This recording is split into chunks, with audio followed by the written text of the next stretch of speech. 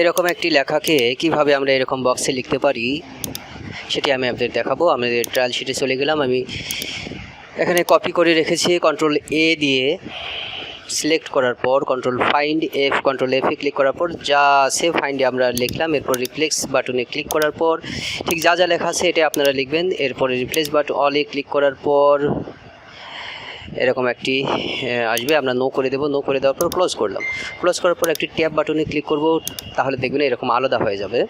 এরপর আমরা এখানে প্রথমটাতে ক্লিক করব, ক্লিক করে অল্টার চেপে মাউস ড্র্যাগ করে এভাবে সিলেক্ট করব। এরপরে কন্ট্রোল এক্স করে কাট করব। এরপর সিলেক্ট অল করে যে কমান্ডটি দেখাচ্ছে এই কমান্ডটি আপনারা ফলো করবেন।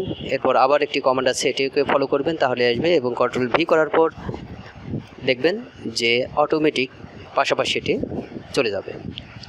তো সাথে থাকার জন্য ধন্যবাদ বন্ধুরা। পরবর্তী কোনো টিউটোরিয়াল নিয়ে আবারও আপনাদের সামনে হাজির হব। ততদিন সুস্থ থাকুন, সুন্দর থাকুন। আল্লাহ হাফিজ।